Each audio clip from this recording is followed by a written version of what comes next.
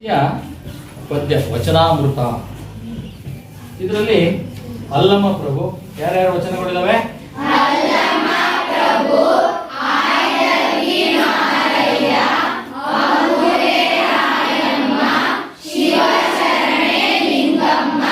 ಈ 4 ಜನರ ಕವನ ವಚನಗಳು ರಾಗವಾಗಿ ಹೇಳಲಿಕ್ಕೆ ಪ್ರಯತ್ನ ಪಡೋಣ. ಹೇಳ್ಕೊಡ್ತೀನಿ.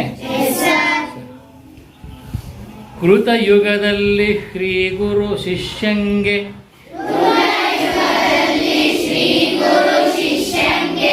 ಬಡಿದು ಬುದ್ಧಿಯ ಕಲಿಸಿದರೆ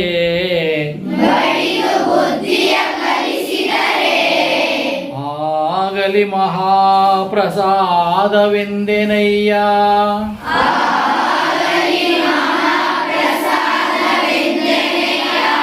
ತ್ರೇತಾಯುಗದಲ್ಲಿ ಶ್ರೀ ಗುರು ಶಿಷ್ಯಂಗೆ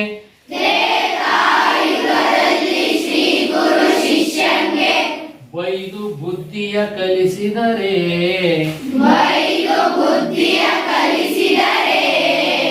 ಆಗಲಿ ಮಹಾಪ್ರಸಾದವೆಂದೆನಯ್ಯ.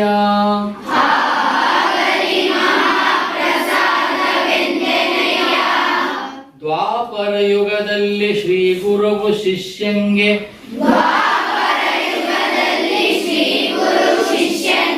ಜಂಕಿಸಿ ಬುದ್ಧಿಯ ಕಲಿಸಿದರೆ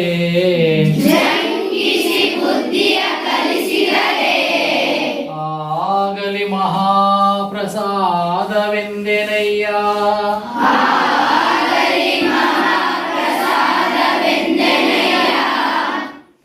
ಕಲಿಯುಗದಲ್ಲಿ ಶ್ರೀ ಗುರು ಶಿಷ್ಯಂಗೆ ವಂದಿಸಿ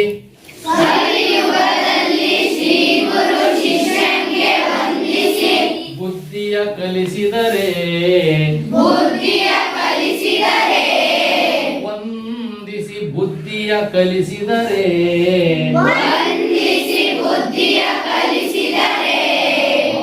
ಆಗಲಿ ಮಹಾಪ್ರಸಾದವೆಂದೆನಯ್ಯ.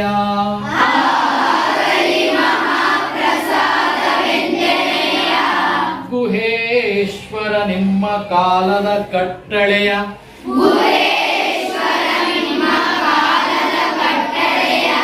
ಕಲಿತನಕ್ಕೆ ನಾ ಬೆರಗಾದೆನು.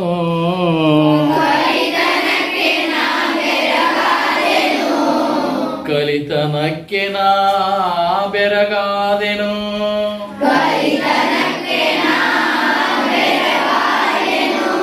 ನಿಮ್ಮ ಕಾಲದ ಕಟ್ಟಳೆಯ ಕಲಿತನಕ್ಕೆ ನಾ ಬೆರಗಾದೆನು.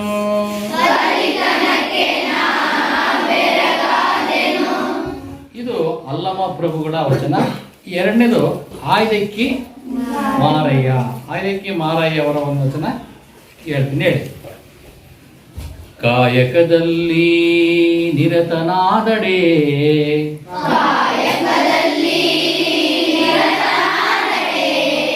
ಕಾಯಕದಲ್ಲಿ ನಿರತನಾದಡೆ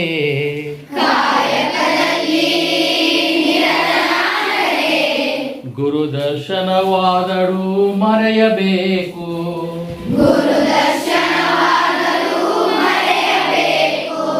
ಗುರುದರ್ಶನವಾದಳು ಮರೆಯಬೇಕು.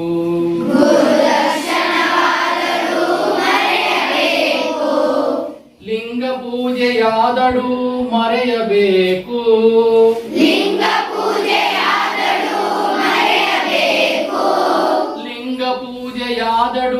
ಮರೆಯಬೇಕು.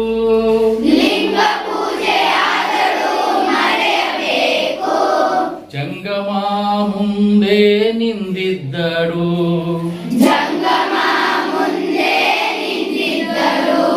ಹಂಗ ಹರಿಯಬೇಕು. ಹಂಗ ಹರಿಯಬೇಕು.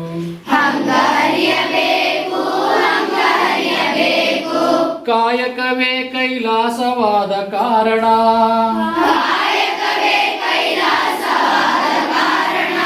ಕಾಯಕವೇ ಕೈಲಾಸವಾದ ಕಾರಣ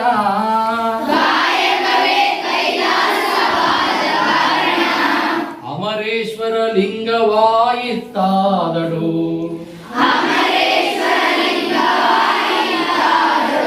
ಅಮರೇಶ್ವರ ಅಮರೇಶ್ವರ ಲಿಂಗವಾಯಿತಾದಡು ಕಾಯಕದೊಳಗೂ ಕಾಯಕದೊಳಗೂ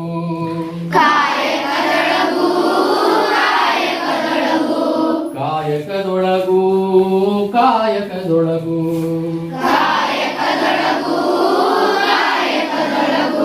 ಕಾಯಕದಲ್ಲಿ ನಿರತನಾದಡೆ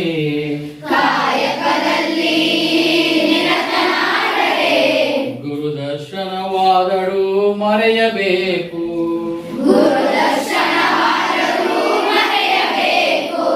ಇದು ಆಯ್ದಕ್ಕಿ ಮಾರಯ್ಯನವರ ವಚನ. ಇನ್ನೊಂದು ಅಮುಗೆ ರಾಯಮ್ಮನವರ ವಚನ, ಅದನ್ನ ಹೇಳ್ತೀರಾ? ಕಾಗೆಯ ಮರಿ ಕೋಗಿಲೆ ಆಗಬಲ್ಲುದೇ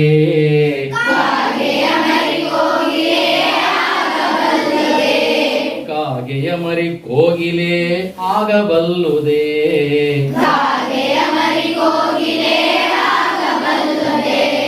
ಆಡಿನ ಮರಿ ಆನೆಯಾಗಬಲ್ಲುದೇ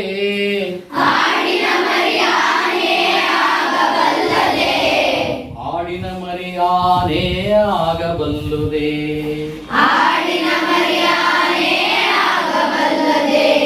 ಸೀಳು ನಾಯಿ ಸಿಂಹದ ಮರಿಯಾಗಬಲ್ಲುದೇ ಸೀಳು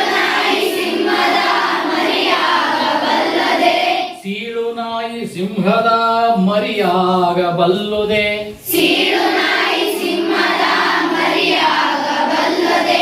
ಅರಿವು ಆಚಾರ ಸಮ್ಮಜ್ಞಾನವರಿಯದೆ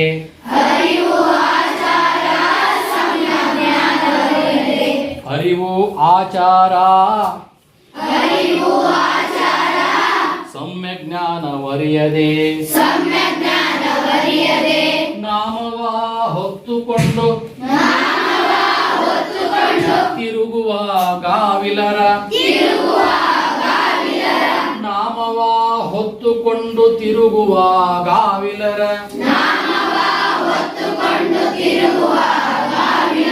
ಮುಖವ ನೋಡಲಾಗದು ಅಮುಗೇಶ್ವರ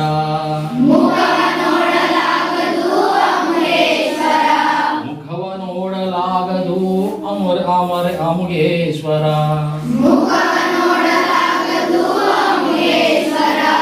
ಕಾಗೆಯ ಮರಿ ಕೋಗಿಲೆ ಆಗಬಲ್ಲುದೇ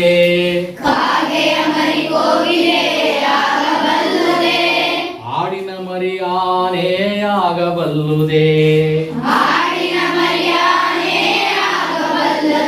ಸೀಳು ನಾಯಿ ಸಿಂಹದ ಮರಿಯಾಗಬಲ್ಲುದೇ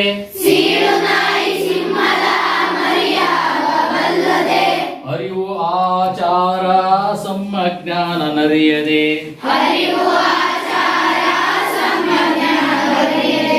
ನಾಮವ ಹೊತ್ತುಕೊಂಡು ತಿರುಗುವ ಗಾವಿಲರ ಮುಖವ ನೋಡಲಾಗದು ಅಮುಗೇಶ್ವರ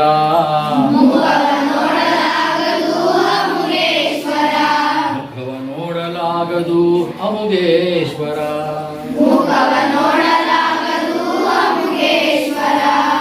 ಕೊನೆಯದಾಗಿ ಶಿವಶರಣೆ ಲಿಂಗಮ್ಮ ಅವರು ಬರೆದಂತ ಒಂದು ವಚನ ನೋಡಿ. ಮನವ ಗೆದ್ದೆಹನೆಂದು ತನುವ ಕರಗಿಸಿ ಕಾಯವ ಮರುಗಿಸಿ ನಿದ್ರೆಯ ಓಡಿಸಿ ವಿದ್ಯೆಯ ಕಲಿತಿಹೆನೆಂಬ ಬುದ್ಧಿಹೀನರಿರ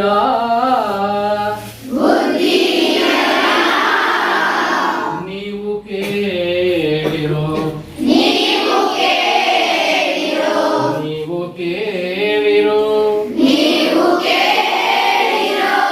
ಮನವ ಗೆದ್ದಿಹನೆಂದು ತನುವ ಕರಗಿಸಿ ಕಾಯವ ಮರುಗಿಸಿ ನಿದ್ರೆಯ ಕೆಡಿಸಿ ವಿದ್ಯೆಯ ಕಲಿತಿಹೆನೆಂಬ ಬುದ್ಧಿಹೀನರಿರ ನೀವು ಕೇಳಿರೋ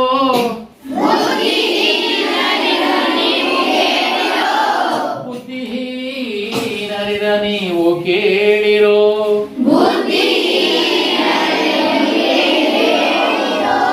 ನಮ್ಮ ಶರಣರು ಮನವನೆಂತು ಗೆದ್ದಿಹರೆಂದಡೆ.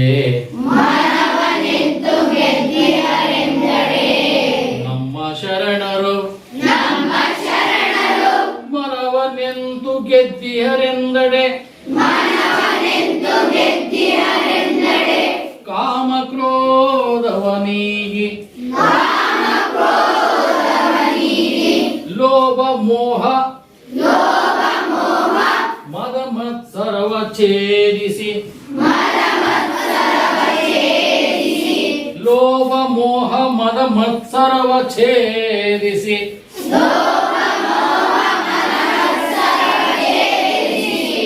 ಆಸೆ ರೋಷವಳಿದು ಜಗದ ಪಾಶವ ಬಿಟ್ಟು. ಆಸೆ ರೋಷವ ಅಳಿದು ಜಗದ ಪಾಶವ ಬಿಟ್ಟು. ಆ ಮರುಗಿಸುವ ಕಾಯವನೇ ಪ್ರಸಾದ ಕಾಯವ ಮಾಡಿ ಸಲಹಿದರು. ಆ ಮರುಗಿಸುವ ಕಾಯವನೇ ಪ್ರಸಾದ ಕಾಯವ ಮಾಡಿ ಸಲಹಿದರು.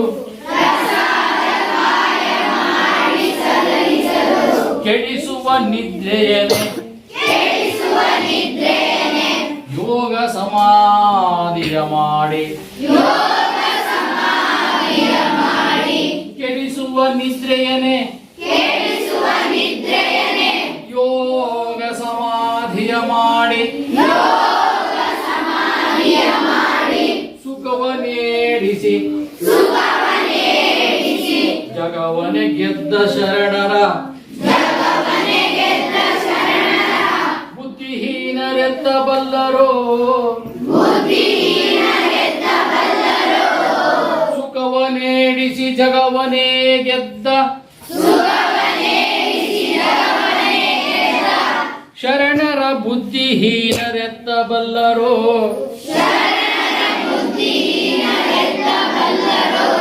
ಅಪ್ಪಣ್ಣ ಪ್ರಿಯ ಚನ್ನ ಬಸವಣ್ಣ.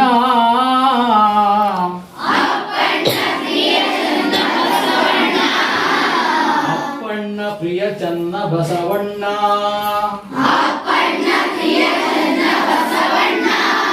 ಮನವ ಗೆದ್ದಿಹನೆಂದು ತನುವ ಕರಗಿಸಿ ಕಾಯವ ಮರುಗಿಸಿ.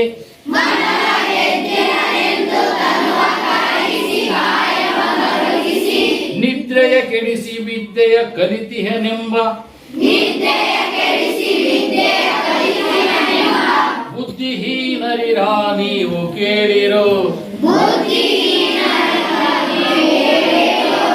ನಮ್ಮ ಶರಣರು ಮನವನೆಂತು ಗೆದ್ದಿಹರೆಂದು.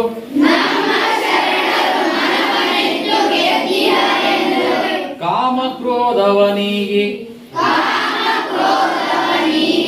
ಲೋಭ ಮೋಹ ಮದ ಮತ್ಸರವ ಛೇದಿಸಿ.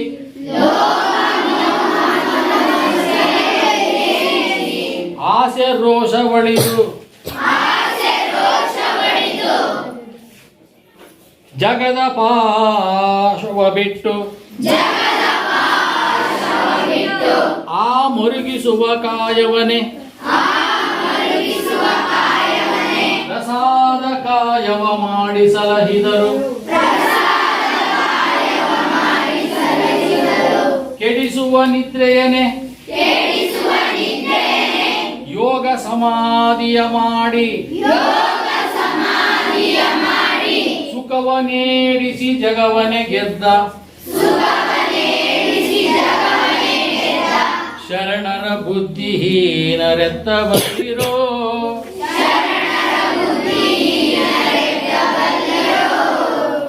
ಸುಖವ ನೀಡಿಸಿ ಜಗವನೆ ಗೆದ್ದ ಶರಣರ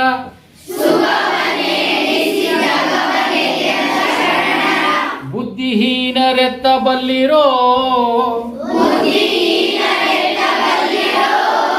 ಅಪ್ಪಣ್ಣ ಪ್ರಿಯ ಚನ್ನ ಬಸವಣ್ಣ.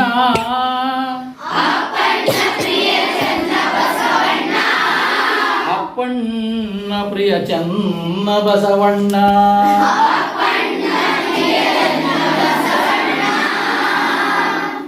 ನನ್ನ ಹೆಸರು ದ್ರಾಕ್ಷಾಯಣಿ. ಕೃತಿಕಾರರ ಪರಿಚಯ. ಅಲ್ಲಮ ಪ್ರಭು 12ನೇ ಶತಮಾನದ ಪ್ರಸಿದ್ಧ ಚಿಂತಕ, ತತ್ವಜ್ಞಾನಿ, ಶಿವಶರಣ ಮತ್ತು ವಚನಕಾರ. ಈತನು ಜನಿಸಿದ್ದು ಶಿವಮೊಗ್ಗ ಜಿಲ್ಲೆಯ ಶಿಕಾರಿಪುರ ತಾಲೂಕಿನ ಬಳ್ಳಿಗಾವಿಯಲ್ಲಿ. ಈತನ ತಂದೆ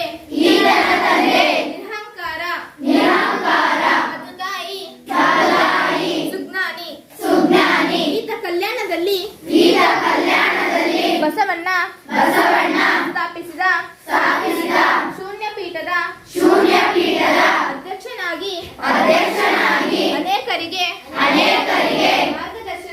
ಮಾರ್ಗದರ್ಶನ ನೀಡಿದವನು.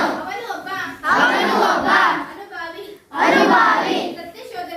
ಸತ್ಯಶೋಧನೆಯೇ ಅವನ ಜೀವನದ ಪರಮ ಗುರಿಯಾಗಿತ್ತು. ಅವನ ವಚನಗಳು ಬೆರಗು ಮತ್ತು ಬೆಳಗಿನಿಂದ ಕೂಡಿವೆ. ಗುಹೇಶ್ವರ ಎಂಬುದು ಈತನ ವಚನಗಳ ಅಂಕಿತ. ನನ್ನ ಹೆಸರು ದಿಲೀಪಾಯಿ. ವಚನಾಮೃತದ ಆಶಯ. ತಂದೆ ತಾಯಿ ಗುರುಗಳಿಗೆ ದೈವ ತತ್ವದ ಸ್ಥಾನಮಾನ ನೀಡಿರುವ ಸಂಸ್ಕೃತಿ ನಮ್ಮದು. ಗುರುವಿನ ಸ್ಥಾನ ಬಹಳ ಪವಿತ್ರವಾದದ್ದು. ಗುರುವಿಗೆ ಸೃಷ್ಟಿ ಸ್ಥಿತಿ ಲಯಕಾರಕಾದ ಬ್ರಹ್ಮ ವಿಷ್ಣು ಮಹೇಶ್ವರರ ಸ್ಥಾನವನ್ನು ನೀಡಿ ಗೌರವಿಸಲಾಗಿದೆ. ಏಕೆಂದರೆ ಶಿಷ್ಯನಿಗೆ ಸಂಸ್ಕಾರ ವಿದ್ಯಾ ವಿನಯ ಹಾಗೂ ಬದುಕಿನ ಮಾರ್ಗವನ್ನು ನೀಡುವವನು. ಗುರು ಪರಿವರ್ತನೆ ಜಗದ ನಿಯಮ. ಕಾಲಗತಿಯಲ್ಲಿ ಎಲ್ಲವೂ ಪರಿವರ್ತನೆಗೊಳ್ಳಪಡುತ್ತದೆ ಎಂಬುದನ್ನು ಗುರುವಿನ ಸ್ಥಾನ ಹಾಗೂ ಶಿಷ್ಯನ ಕಲಿಕಾ ಪ್ರವೃತ್ತಿಗಳು 4 ಯುಗಗಳಲ್ಲಿ ಹೇಗೆ ಪರಿವರ್ತನೆಯಾಗಿದೆ ಎಂಬುದನ್ನು ಮಾರ್ಮಿಕವಾಗಿ ಈ ವಚನದಲ್ಲಿ ಬಿಂಬಿತವಾಗಿದೆ. ನನ್ನ ಹೆಸರು ಬಿಂದುಶ್ರೀ. ಆಯ್ದಕ್ಕಿ ಮಾರಯ್ಯ ಅವರ ಪರಿಚಯ. ಆಯ್ದಕ್ಕಿ ಮಾರಯ್ಯ ಈತನ ಕಾಲ ಸಾಮಾನ್ಯ ಶಕ ಸುಮಾರು 1160. ಶಿವಶರಣ ಹಾಗೂ ವಚನಕಾರ ರಾಯಚೂರು ಜಿಲ್ಲೆಯ ಅಮರೇಶ್ವರದ ಆಯ್ದಕ್ಕಿ ಲಕ್ಕಮ್ಮನ ಪತಿ ಆಯ್ದಕ್ಕಿ ಮಾರಯ್ಯ ಎಂದೇ ಪ್ರಸಿದ್ಧ.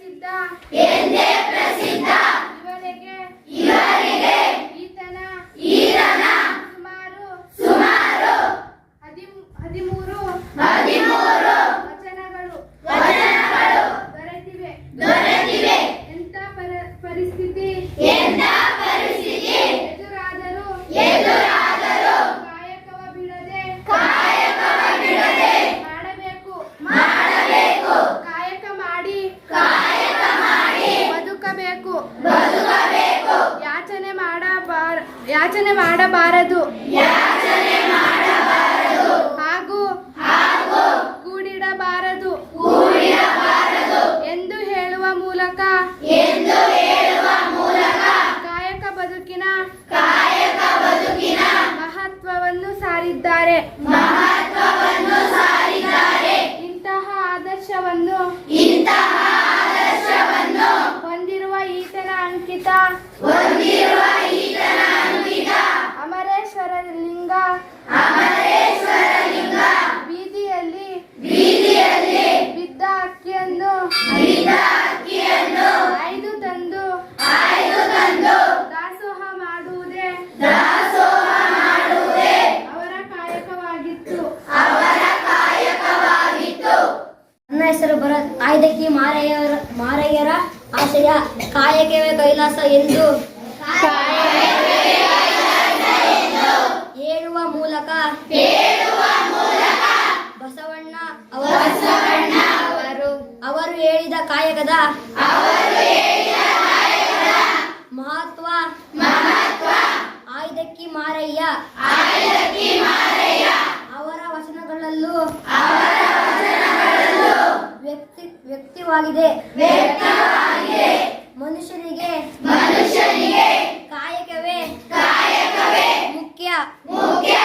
ಕಾಯಕವಲ್ಲದೆ ಸರ್ವಸ್ವವನ್ನು ಕಾಣಬಹುದು. ಇದು ಶ್ರೇಷ್ಠ ಹಾಗೂ ಸಾರ್ವಕಾಲಿಕ ಸತ್ಯ. ಕರ್ತವ್ಯ ನಿಷ್ಠೆ ಮತ್ತು ಬದ್ಧತೆಯನ್ನು ಸಾರುವ ಈ ವಚನ ಇಂದಿಗೂ ಪ್ರಸ್ತುತ. ನನ್ನ ಹೆಸರು ಜಾನವಿಯಾರ್. ಅಮುಗೆ ರಾಯಮ್ಮ ಪರಿಚಯ. ಅಮುಗೆ ರಾಯಮ್ಮ ಈಕೆಯ ಕಾಲ ಸಾಮಾನ್ಯ ಶಕ ಸುಮಾರು 1160. 12ನೆಯ ಶತಮಾನದ ವಚನಕಾರ್ತಿಯರಲ್ಲಿ ಒಬ್ಬಳು. ಈಕೆ ಸೊನ್ನಲಿಗೆಯವಳು. ಈಗಿನ ಸೊಲ್ಲಾಪುರ.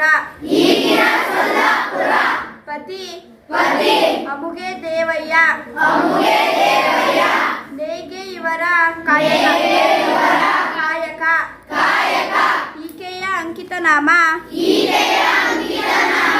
ಅಮುಗೇಶ್ವರ. ತಮ್ಮ ವೈಚಾರಿಕ ಪ್ರಖರತೆ ಹಾಗೂ ಸಾಮಾಜಿಕ ಕಳಕಳಿಯಿಂದ ಜೀವನವನ್ನು ವಿಭಿನ್ನ ದೃಷ್ಟಿಕೋನದಿಂದ ದರ್ಶಿಸಿ ಚಿಂತನಗೈದು ವಚನ ರಚನೆಯ ಮಹಾಕಾಯಕವನ್ನು ರೂಢಿಸಿಕೊಂಡವರು ಗಂಡು ಹೆಣ್ಣೆಂಬ ಸಾಂಪ್ರದಾಯಿಕ ವರ್ಗೀಕರಣದ ಚೌಕಟ್ಟಿನಿಂದ ಹೊರಬಂದು ಸಮಾನತೆಯ ತತ್ವದ ಆಧಾರದಿಂದ ತನ್ನ ಧೋರಣೆಯ ಛಾಪವನ್ನು ವಚನಗಳಲ್ಲಿ ಮೂಡಿಸಿದ್ದಾಳೆ. ನನ್ನ ಹೆಸರು ದಿಲೀಪ್. ಅಮುಗೆ ರಾಯಮ್ಮ ಅವರ ವಚನದಲ್ಲಿರುವ ಆಶಯ ಪ್ರಕೃತಿಯಲ್ಲಿರುವ ಪ್ರಾಣಿ ಪಕ್ಷಿಗಳಲ್ಲಿ ವಿಶೇಷ ಗುಣಗಳು ಸಹಜವಾಗಿರುತ್ತವೆ. ಆದರೆ ಮಾನವ ಹೊಂದಿರುವ ವಿಶೇಷ ಗುಣವನ್ನು ಇತರ ಪ್ರಾಣಿ ಪಕ್ಷಿಗಳು ಅನುಕರಿಸಲು ಸಾಧ್ಯವಿಲ್ಲ. ಅದರಿಂದಾಗಿ ಮಾನವನು ಅರಿವು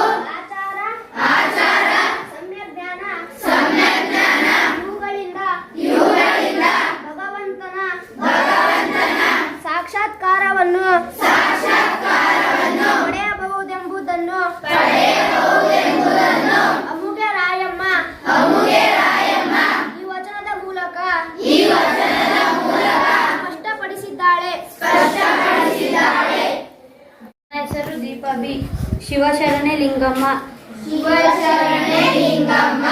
ಈಕೆಯ ಕಾಲ ಸಾಮಾನ್ಯ ಶಕ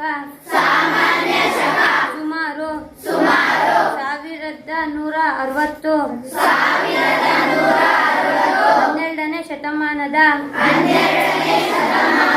ವಚನಕಾರ್ತಿಯರಲ್ಲಿ ಒಬ್ಬಳು. ಕೌಶಕ ಕೃತಿಯ ಹಡಪ್ಪದ ಅಪ್ಪಣ್ಣನವರ ಧರ್ಮಪತ್ನಿ. ಈಕೆಯ ಅಂಕಿತ ನಾಮ ಅಪ್ಪಣ್ಣ ಪ್ರಿಯ ಚನ್ನಬಸವಣ್ಣ ಎಂಬುದು ವ್ಯಕ್ತಿಯ ಹುಟ್ಟಿಗೂ ಅವನ ಸಾಧಿಸುವ ಸಾಧನೆಗೂ ಏನೇನು ಸಂಬಂಧವಿಲ್ಲ ಎಂಬುದನ್ನು ನಿರೂಪಿಸಿದಳು.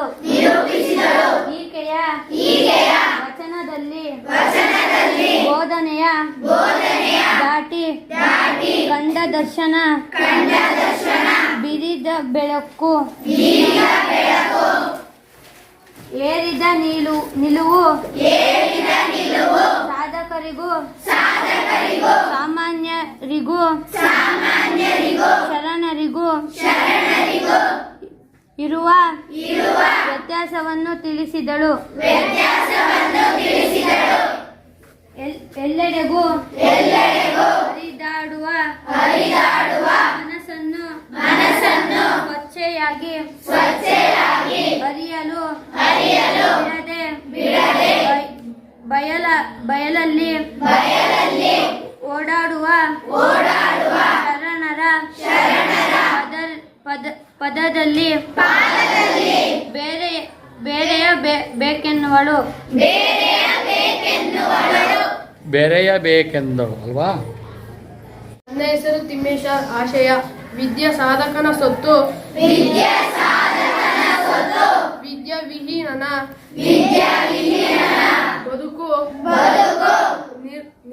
ನಿರರ್ಥಕವೆಂಬುದು ಸರ್ವೇ ಸಾಮಾನ್ಯ ವಾದ ಅಭಿಪ್ರಾಯ.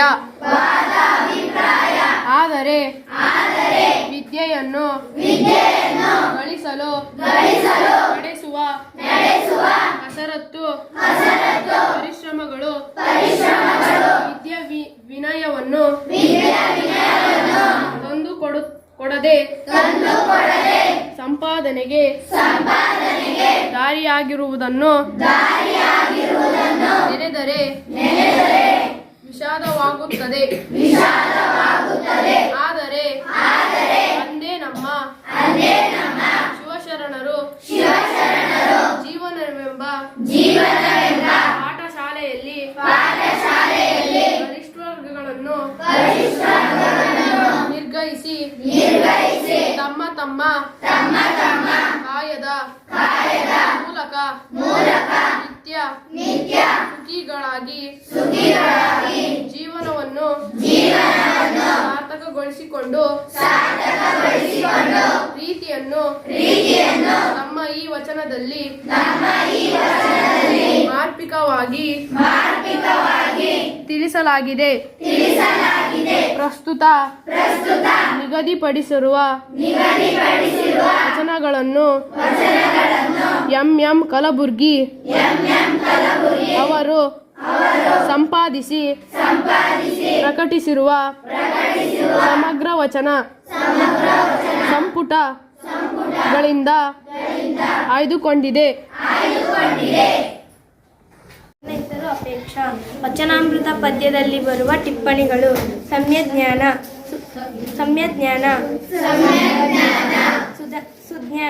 ಸುಜ್ಞಾನ ಒಳ್ಳೆಯ ತಿಳುವಳಿಕೆ ಸದಾಚಾರ ಜೈನ ಧರ್ಮದಲ್ಲಿ ರತ್ನತ್ರಯಗಳೆಂದು ಕರೆಯುವ ಸಮ್ಯಜ್ಞಾನ ಸಮ್ಯಕ್ ದರ್ಶನ ಹಾಗೂ ಸಮ್ಯಕ್ ಚಾರಿತ್ರಗಳಲ್ಲಿ ಒಂದು ಜಂಗಮ ವೀರಶೈವ ಧರ್ಮದ ಅಷ್ಟಾವರಣಗಳಲ್ಲಿ ಒಂದು ಗುರು ಮತ್ತು ಲಿಂಗ ಈ ಎರಡರ ಅನುಭವ ಶಿವ ಸ್ವರೂಪಿಯೇ ಜಂಗಮ ಪ್ರಸಾದ ವೀರಶೈವ ಧರ್ಮದ ಅಷ್ಟಾವರಣಗಳಲ್ಲಿ ಒಂದು ಪೃಥ್ವಿ ತತ್ವದ ಶುದ್ಧಿಯನ್ನುಂಟು ಮಾಡುವುದೇ ಪ್ರಸಾದ. ನನ್ನ ಹೆಸರು ಧನಂಜಯ ಕೆಇ. ಪದಗಳ ಅರ್ಥ: ಬಡಿದು, ಪ್ರಸಾದ, ಜರಿಸು, ವಂದಿಸು, ಬೆರಗು, ಕಟ್ಟಳೆ, ಕಾಯಕ, ಜಂಗಮ,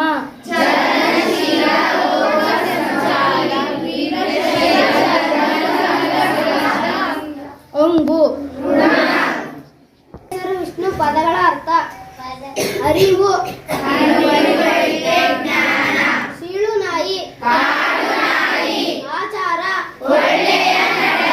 ನಾಮ, ಗಾವಿಲ, ತನು, ಮರುಗಿಸು, ಕಾಮ, ಕ್ರೋಧ, ಲೋಭ, ಮೋಹ, ಮದ, ಮತ್ಸರ, ಛೇದಿಸು, ರೋಷ, ಶಾಪ, ಸಲುಹು. ನನ್ನ ಹೆಸರು ಲಿಖಿತ. ವಚನಾಮೃತದ ಪ್ರವೇಶ. ಕನ್ನಡ ಸಾಹಿತ್ಯದಲ್ಲಿ ಚರಿತ್ರೆಯಲ್ಲಿ 12ನೇ ಶತಮಾನ ಅತ್ಯಮೂಲವಾದದ್ದು. ಪಾಂಡಿತ್ಯಯುಗವಾಗಿದ್ದ ಸಾಹಿತ್ಯ ಜನಸಾಮಾನ್ಯರ ದನಿಯಾಗಿ ಶ್ರೀಸಾಮಾನ್ಯರ ಬದುಕು ಭಾವನೆಯ ಪ್ರತಿನಿಧಿಯಾಗಿ ಸಾಮಾಜಿಕ ಸಾಹಿತ್ಯಿಕ ಕಥೆಯನ್ನುಂಟು ಮಾಡಿದ್ದು ವಚನ ಸಾಹಿತ್ಯ. ಶರಣರ ಈ ಸಾಹಿತ್ಯ ವಿಶ್ವಕ್ಕೆ ಮಾದರಿ ಮತ್ತು ಸಾಮಾಜಿಕ ಸಮಜ್ಞತೆ ಹಿಡಿತ ಕೈಗೊಂಡಿರುವುದಾಗಿದೆ. ಅರಿತರೆ ಶರಣ ಮರೆತರೆ ಮಾನವ ಎಂಬುದು ಶರಣ ತತ್ವದ ಮಹಾವಾಕ್ಯ. ಶ್ರೀ ಸಾಮಾನ್ಯರು ಮಹಾಜ್ಞಾನವನ್ನರಿತಾಗ ನಿತ್ಯ ಮುಕ್ತನಾಗುತ್ತಾನೆ ಎಂಬ ಶರಣರ ಮಾತುಗಳು ವಚನ ಸುಳ್ಳುಡಿಗಳು ಸಾಮಾನ್ಯರನ್ನು ದೈವತ್ವಕ್ಕೆ ಏರಿಸುತ್ತವೆ. ತಮ್ಮ ಕಾಯಕ ನಿಷ್ಠೆಯ ಮೂಲಕ ಸಾಮಾಜಿಕ ಜಾಗೃತಿಯನ್ನುಂಟು ಮಾಡಲು ಗಂಡು